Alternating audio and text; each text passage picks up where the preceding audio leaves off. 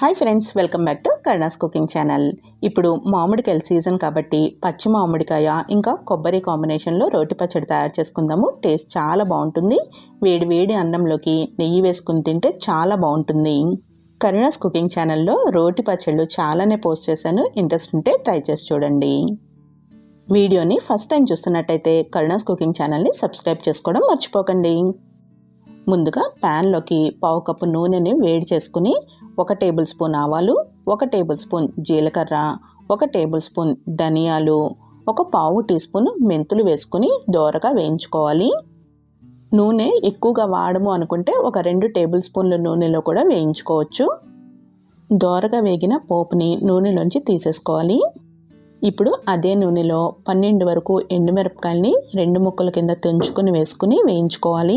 ఇలా తుంచి వేయించడం వల్ల మనకి గింజలు కూడా చక్కగా వేగుతాయి. ఇలా దోరగా వేగిన ఎండుమిరపకాయలని వేరే ప్లేట్లోకి తీసేసుకుని చల్లారనివ్వాలి. ఇప్పుడు చల్లారిన పోపు ఇంకా ఎండుమిరపకాయలని మిక్సీ జార్లో వేసుకుని రుచికి సరిపడా ఉప్పు కూడా వేసుకుని గ్రైండ్ చేసుకోవాలి. ఉప్పు 1 టేబుల్ స్పూన్ వరకు పడుతుంది.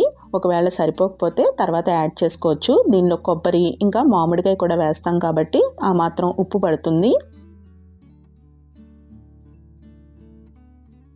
ఇప్పుడు దీనిలోకి కొంచెం ముదురుగా ఉన్న కొబ్బరి ముక్కలు తీసుకోవాలి. ఈ సైజులో ఉన్న కొబ్బరి ముక్కలు 1 కప్పు వరకు తీసుకోవాలి. మనకి ఈ పచ్చడికి లేత కొబ్బరి ముక్కల కన్నా ముదురువి అయితేనే బాగుంటాయి.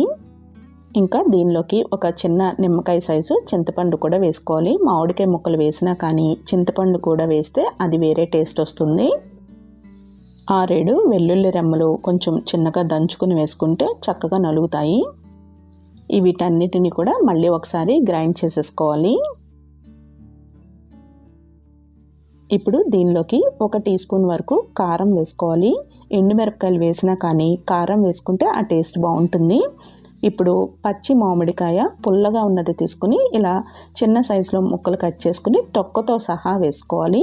ఈ మామిడికాయ ముక్కలు పులుపుని బట్టి 1 కప్పు నుంచి 1.25 కప్పు వరకు పడతాయి. మామిడికాయ ముక్కలు ముక్కల్లా ఉండేలాగా కచ్చా పచ్చాగా గ్రైండ్ చేసుకోవాలి. ఇలా మధ్యలో ముక్కలు ఉండడం వల్ల మనం అన్నంలో కలుపుకొని తినేటప్పుడు మధ్యలో ముక్కలు పుల్లగా తగిలి చాలా బాగుంటుంది. పోపు కోసం కొంచెం నూనెను వేడి చేసుకుని దానిలోకి 1 టీ స్పూన్ ఆవాలు, 1 టీ స్పూన్ జీలకర్ర, 1 టీ స్పూన్ శనగపప్పు, 2 ఎండుమిరపకాయలు ఇంకా కొంచెం కరివేపాకు వేసుకుని వేయించుకుని ఆ పోపుని పచ్చడిలో వేసుకుని కలుపుకుంటే మనకి మామిడికాయ కొబ్బరి పచ్చడి రెడీ అయిపోయినట్టే. అన్నంలోకి ఇంకా చపాతీలోకి కూడా టేస్ట్ బాగుంటుంది. ట్రై చేసి చూడండి. రెసిపీ నచ్చినట్టయితే కరుణాస్ కుకింగ్ ఛానల్ని సబ్స్క్రైబ్ చేసుకోవడం మర్చిపోకండి.